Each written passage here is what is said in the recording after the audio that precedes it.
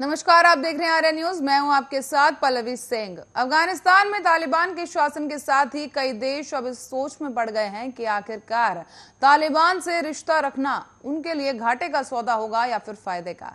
और इस वक्त पूरी दुनिया की नजरें विश्व शक्तियों की तरफ है। आखिर वो इस बारे में क्या कुछ सोचते हैं, और ऐसे में ये समझना भी जरूरी है कि अमेरिका को अपना प्रतिद्वंदी मानने वाला रूस इस बारे में क्या सोचता है और उसका अगला कदम क्या होने वाला है। इस रिपोर्ट के जरिए आपको समझाते हैं।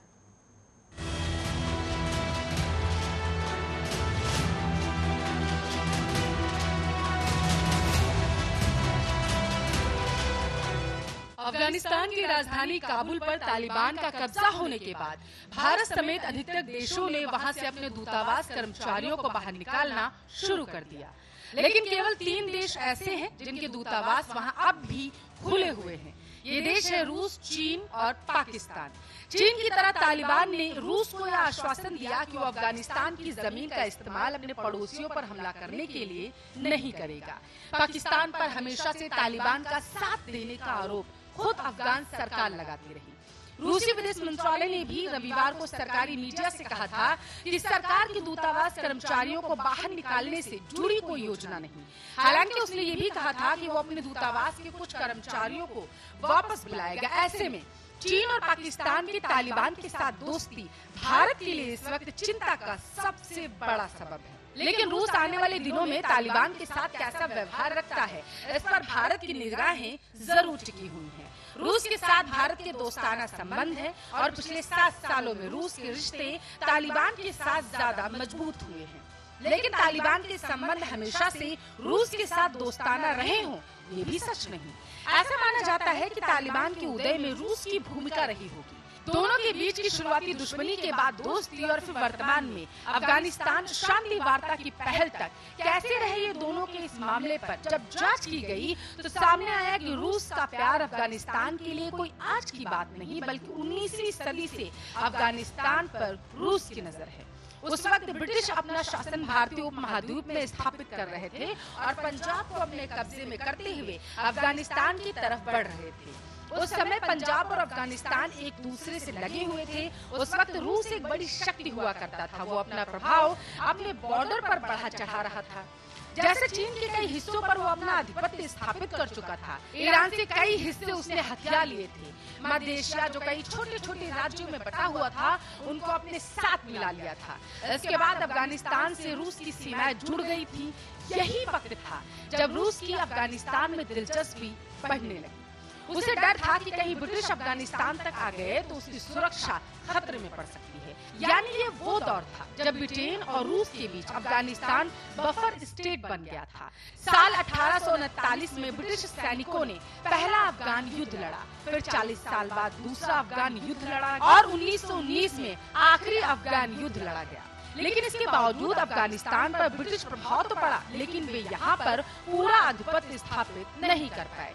ये वही वक्त था जब यूरोप के साथ साथ मध्य एशिया में ब्रिटिश साम्राज्य और रूसी साम्राज्य के बीच द्वंद्व युद्ध चल रहा था, जिसे ग्रेट गेम कहा जाने लगा। आपको बताते चले, बाद में जब दक्षिण एशिया से ब्रिटिश साम्राज्य का अंत हो गया, तब तक अफगानिस्तान एक स्वतंत्र राज्य के रूप में उभर चुका था। उस वक्त से मोहम्मद जहीर शाह अफगानिस्तान के शासक बन गए। सोवियत संघ भी दूसरे विश्व युद्ध के बाद एक महाशक्ति के रूप में उभर कर सामने आया। उसकी सीमाएं अफगानिस्तान से लगी हुई थी और वो वहाँ पर अपना प्रभाव बढ़ाना चाहता था। जो आज के स्वतंत्र राज्य हैं, तुर्कमेनिस्तान, उज्बेकिस्तान और तजाकिस्तान, उस समय सोवियत संघ का हिस्सा हुआ करते थे। मोहम्मद जहीर शाह ने भी सोवियत संघ के साथ अच्छे संबंध स्थापित किए। साल 1973 और 1974 में अफगानिस्तान में तख्ता पलट हो गया। मोहम्मद जहीर शाह के संबंध मोहम्मद दाऊद खान ने अपने आप को अफगानिस्तान का राष्ट्रपति घोषित कर दिया। सोवियत संघ का प्रभाव उस वक्त अफगानिस्तान पर और ज्यादा बढ़ने लगा।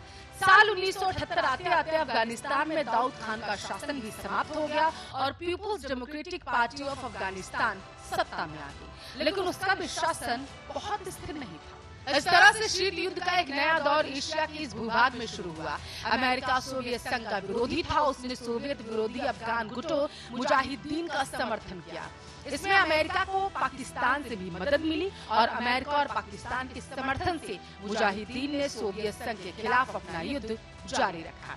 अपनी नई विदेश नीति के तहत जो भी मसले उसके लिए नासूर बन चुके थे उन्हें वो सुलझाने लगा। अफगानिस्तान भी सोवियत संघ के लिए वैसा ही घाव बन चुका था। फरवरी 1989 में सोवियत संघ की फौज अफगानिस्तान से वापस चली गई, लेकिन अगले 3-4 साल तक अफगानिस्तान में कम्युनिस्ट शासन बना रहा। साल 1992 में नजीबुल्लाह की सरकार गिर गई और मुजाहिदीन ने काबुल पर कब्जा जमा लिया, लेकिन मुजाहिदीन कई धड़ों में बटे हुए थे। इनका आपस में एकमत नहीं था। इनमें से एक नई शक्ति उभरी जो पाकिस्तान पोषित मानी गई, जिसे तालिबान कहा गया। आपको बताते चले यहीं से तालिबान का जन्म हुआ। साल 1996 और 2000 तक अफगानिस्तान में तालिबान का शासन रहा। रूस पहले तालिबान शासन को लेकर बहुत आशंकित हुआ करता था। रूस के चेचन्या प्रांत में पृथकतावाद और आतंकवाद था। तालिबान ने चेचन्या के चरमपंथी गुटों को मान्यता दे दी। इस वजह से रूस अपनी संप्रभुता के लिए इसे बहुत बड़ा खतरा मानने लगा। इतना ही नहीं, तालिबान ने मध्य एशिया के दूसरे छोटे देशों जैसे उज्बेकिस्तान, तजिकिस्तान के चरमपंथी गुटों को भी अपना समर्थन दिया, ताकि पड़ोस के देशों में उसी तरह की ताकतों का दबदबा बना रहे। दोनों ही तरह से तालिबान रूस के लिए खतरा का सबब था। इस वजह से अमेरिका पर 9/11 का आक्रमण जब हुआ, तब रूसी राष्ट्रपति ने सबसे पहले अमेरिकी राष्ट्रपति जॉर्ज बुश को फोन कर अपना समर्थन दिया। अफगानिस्तान पर अमेरिका ने आतंकवाद के विरुद्ध जो युद्ध की घोषणा की, उसमें भी रूस ने अमेरिका का साथ दिया। एक समय ऐसा आया जब अमेरिकी फौज को सामान पहुंचाने के लिए रूसी रास्ते का इस्तेमाल किया जाने लगा। तालिबान के खिलाफ रूस का यह सहायक अभियान करीब साल 2014 तक चला। साल 2014 में रूस ने क्राइमिया को अपने में मिला लिया। इससे पहले क्राइमिया यूक्रेन का हिस्सा हुआ करता था। इसके बाद पूर्वी यूक्रेन में गृह युद्ध आरंभ हो गया। इस वजह से अमेरिका और यूरोप के देशों ने रूस पर आर्थिक प्रतिबंध लगा दिया।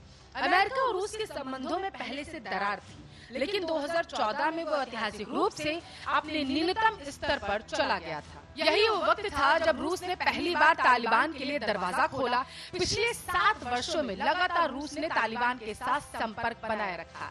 ये संबंध आधिकारिक नहीं थे, लेकिन धीरे धीरे ये संबंध सेमी ऑफिशियल जरूर बन गए।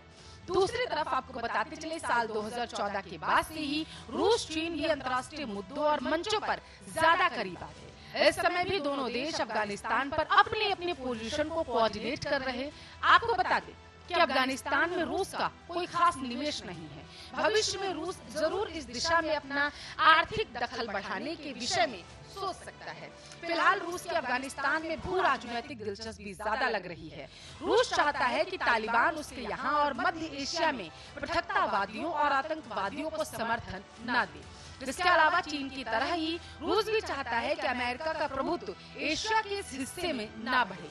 हालांकि औपचारिक रूप से रूस ने तालिबान को अफगानिस्तान में अभी मान्यता नहीं दी, लेकिन इतना जरूर है कि अशरफ गनी सरकार के मुकाबले तालिबान अफगानिस्तान को ज्यादा स्थायित्व दे सकता है या दे रहा है। दूसरी तरफ तालिबान के सैनिक काबुल में रूसी दूतावास की सुरक्षा में लग गए, लेकिन ये भी सच है कि रूस हड़बड़ी में तालिबान को मान्यता नहीं देना चाहता। फिलहाल रूस को नहीं मालूम कि तालिबान ने जो भी वादा रूस से किया उसे वो निभाएगा भी या फिर नहीं। रूस अपनी अंतर्राष्ट्रीय छवि को लेकर भी थोड़ा सतर्क है। अगर इन दोनों मुद्दों पर तालिबान की तरफ से रूस आश्वस्त हो जाता है तो हो सकता है, जानकार मानते हैं कि वो तालिबान को आधिकारिक तौर पर मान्यता भी दे दे। हालांकि अंतर्राष्ट्रीय स्तर पर तालिबान को लेकर चिंता जताई जा रही है कि उनके राज में अफगान लोगों के मानवाधिकार सुरक्षित नहीं होंगे, खास तौर पर महिलाओं के। लेकिन मानवाधिकार के मुद्दे पर रूस अमेरिका और यूरोप के देशों के साथ नहीं रहा। रूस मानता है कि मानवाधिकार के नाम पर किसी भी देश के आंतरिक मामलों में हस्तक्षेप अस्वीकार्य है। इस सब के बीच भारत तालिबान के बीच रूस मॉडरेटर का रोल अदा कर सकता है, ताकि दोनों के बीच शंका वाली स्थिति खत्म होकर बातचीत की शुरुआत हो सके। ऐसा इसलिए क्योंकि रूस कभी नहीं चाहेगा कि भारत अफगानिस्तान के मुद्दे पर पूरी तरीके से अमेरिका के खेमे में चला जाए। आपको बताते चले कि पिछले दिनों जब अमेरिकी फौज अफगानिस्तान से निकल रही थी और एक समझौते की कोशिश अलग अलग स्तर पर चल रही थी, उस समय कई मौकों पर रूस ने तालिबान से मुलाकात की, जिसमें भारत को दावत दी। इसी साल मार्च के महीने में अफगानिस्तान में शांति वार्ता को लेकर रूस ने एक कॉन्फ्रेंस का आयोजन किया। इसमें अमेरिका, पाकिस्तान और चीन को आमंत्रित किया गया, लेकिन भारत को नहीं बुलाया गया। हालांकि जुलाई आते आते रूस के रुख में थोड़ा बदलाव देखने को मिला। इसके पीछे पाकिस्तान और रूस के अच्छे होते रिश्ते एक वजह माने जा रहे हैं। लेकिन रूस ये भी नहीं चाहता कि भारत के साथ उसके रिश्ते बिगड़े। ऐसे में बनते बिगड़ते रिश्तों के बीच फिलहाल ये सब अभी संभावनाएं हैं। Special desk, Arya news.